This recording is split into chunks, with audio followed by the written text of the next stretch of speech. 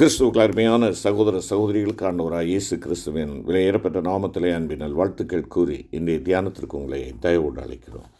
இன்றைய தியான பகுதி பரிசுத்த மத்தேயு எழுதின சுவிசேஷம் 17ஆம் அதிகாரம் 14 முதல் 21 வசனங்கள். பரிசுத்த மத்தேயு 17 14 முதல் 21 வசனங்கள். தியான வசனம் 17ஆம் வசனம்.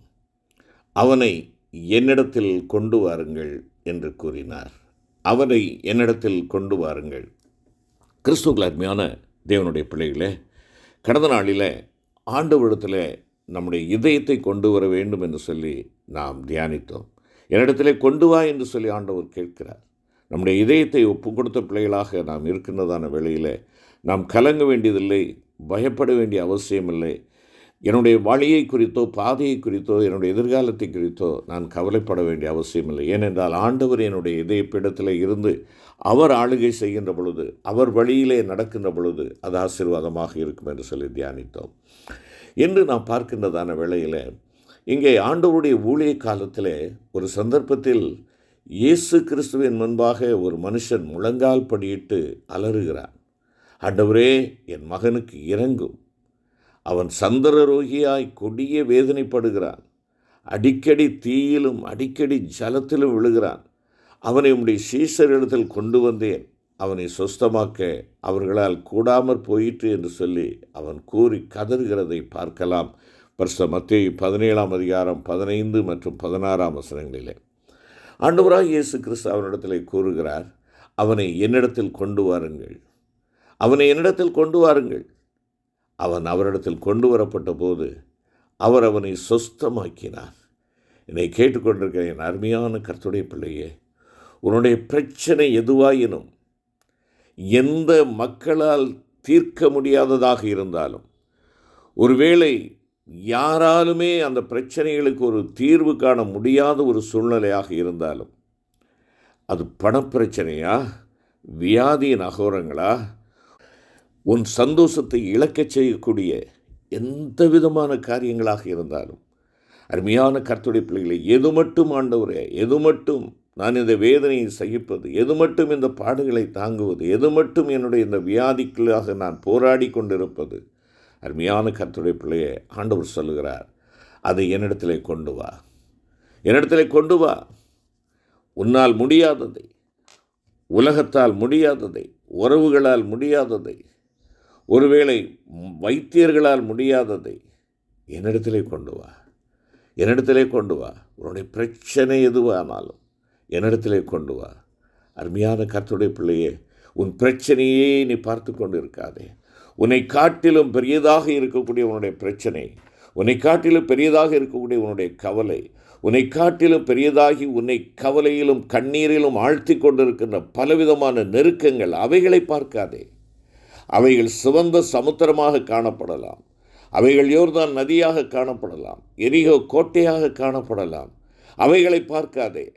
அவைகளின் ஊடாக உன்னை வழிநடத்தி வந்த, வனாந்தரத்திலே வழிநடத்தின தேவன், செங்கடலிலே பாதையை உண்டாக்கிற தேவன், கோட்டையை தரமட்டமாக்கி அதிலே நடந்து செல்ல முடியாத கிருபையை கொடுத்த தேவன், பிரவாகித்து நிற்கும்படியாக யோர்தானை கட்டளையிட்ட தேவன் உன்னிடத்திலே கேட்கிறார், என்னிடத்தில் கொண்டு வா, என்னிடத்தில் கொண்டு வா. ஆம், எனக்கு அருமையான கர்த்தருடைய பிள்ளையே, உன்னுடைய பிரச்சனையை நீ பார்த்து கொண்டு இருக்காதே. அந்த பிரச்சனையில் ஊடாக உன்னை கடந்து செல்லுகின்ற, உன்னை கடக்க வைக்கின்ற, உன்னை வழி நடத்துகின்ற, உனக்கு பாதை உண்டு பண்ணுகின்ற, உன் பாதையை முன்னால் சென்று கோணலானதை செவ்வையாக்குகிற உன் ஆண்டவரிடத்திலே நீ கொண்டு வா. ஆம், இதைத்தான் பவுல் அப்போஸ்தலன் பிலிப்பி சபைக்கு எழுதுகின்ற பொழுது 4ஆம் அதிகாரம் 6வது வசனத்திலே அவர் சொல்லுகிறார், ஸ்தோத்திரத்தோடு கூடிய ஜெபத்தினாலும் வேண்டுதலினாலும் அதை நீ தேவனுக்கு தெரியப்படுத்து என்பதாக சொல்லுகிறார். ஆம், நாம் தெரிவிக்க வேண்டிய ஒரு இடம் உண்டு என்றால் அது தேவனுடைய சமூகம். அந்த தேவனுடைய சமூகத்திலே நீயும் நானும் ஸ்தோத்திரத்தோடே கூடிய ஜெபத்தினாலும் வேண்டுதலினாலும் அதை தேவனுக்கு தெரியப்படுத்த வேண்டும்.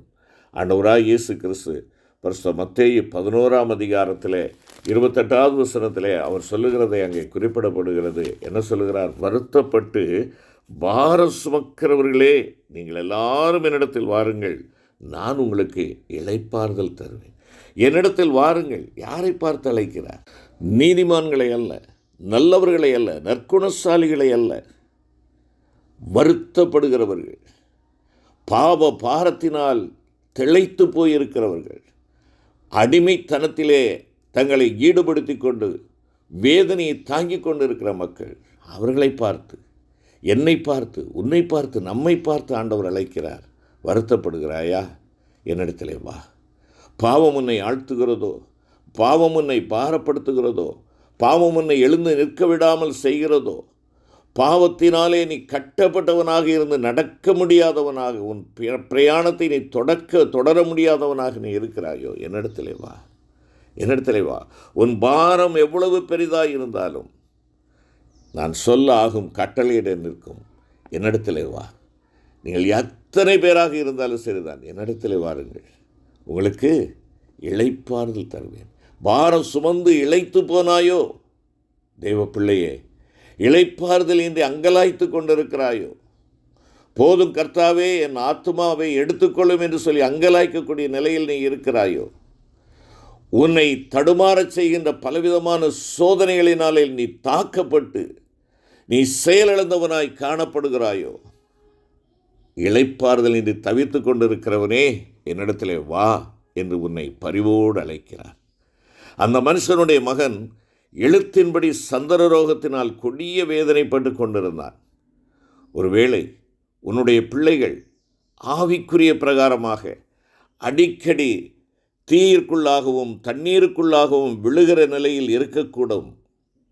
ஒருவேளை அப்படிப்பட்ட மிக மோசமான நிலை என்று சொல்லி நீ கருதி கண்ணீர் விட்டு கொண்டிருக்கலாம். ஆகாமியமானது, அதாவது விக்கெட்னஸ், துன்மார்க்கம் அக்கினியை போல எரிகிறதா இருக்கிறது என்பதாக ஏசாயா 9:18 நாம் பார்க்கிறோம். ஏசாயா 9:18, ஆகாமியமானது அக்கினியை போல எரிகிறது, அது முட்செடியையும் நெரிஞ்சலையும் பட்சிக்கும், அது நெருங்கிய காட்டை கொளுத்தும், புகை திரண்டு எழும்பும். ஆம், துன்மார்க்கம் அக்கினியை போல எரிந்து கொண்டிருக்கிறது. என் பிள்ளைகள் அந்த அக்கினியில் மாட்டிக்கொண்டிருக்கிறார்கள். வேதனையில் அவர்கள் தவித்து கொண்டிருக்கிறார்கள். விடுபட முடியாமல் கலங்கி கொண்டிருக்கிறார்கள். பொல்லாத பாவ பழக்க வழக்கங்களுக்கு, துன்மார்க்க ஜீவியத்திற்கும் போதை பொருளுக்கும் என் பிள்ளைகள் அடிமைகளாகி இருக்கிறார்கள். திருத்த முடியவில்லை, திருந்தவில்லை, வழியில்லாமல் தவித்து கொண்டு விழிபிதுங்கி போய் நிற்கிறேன் என்று சொல்லி கலக்கத்தோடு இருக்கிற அருமையான கர்த்தருடைய பிள்ளையே, உன் பிள்ளைகளை ஆண்டவரிடத்திலே கொண்டு வா. உன் பிள்ளைகளை ஆண்டவரிடத்திலே கொண்டு வா. தேவன் அழைக்கிறார், தேவன் அழைக்கிறார். எப்படிப்பட்ட பொல்லாத ஒரு சூழ்நிலையில் இருந்தாலும் என் தேவன் விடுவிக்க வல்லவராக இருக்கிறார். யோபு 15:16 சொல்லுகிறார், அநியாயம் தண்ணீருக்கு ஒப்பிடப்பட்டுள்ளது. ஆம், என் பிள்ளைகள் தண்ணீரில் விழுந்து கொண்டிருக்கிறார்கள், அநியாயத்தில் விழுந்து கொண்டிருக்கிறார்கள். இந்த நிலையில் உள்ள அவர்களை நீ கர்த்தராகிய இயேசு கிறிஸ்துவிடத்திலே கொண்டு வந்து எங்கள் மேல் மனதிறங்கி எங்களுக்கு உதவி செய்ய வேண்டும் என்று அவரை நோக்கி நீங்களும் நானும் மன்றாடுவதோடு என் அவிசுவாசம் நீங்கும்படி எனக்கு உதவி செய்யும் என்று அவரிடத்தில் கண்ணீரோடு வேண்டிக் கொள்ள நாம் அழைக்கப்படுகிறோம். ஆண்டவரிடத்தில் கொண்டு வருகிறோம், அநேக நேரங்களிலே கொண்டு வருகிறோம், ஆனால் அவிசுவாசத்தோடு வருகிறோம். என் தேவனால் எல்லாம் கூடும் என்று சொல்லுகின்ற அந்த விசுவாசத்தோடு நீங்கள் நான் வர வேண்டும். அருமையான கர்த்தருடைய பிள்ளையே, அவருடைய வாழ்க்கையிலே தேவன் அற்புதங்களை செய்கிறதை நீயும் நானும் காண முடியும். என் பிள்ளைகள், அது உனக்கு ஆண்டவரால் கொடுக்கப்பட்ட அவருடைய சொத்து, அவருடைய சம்பத்து.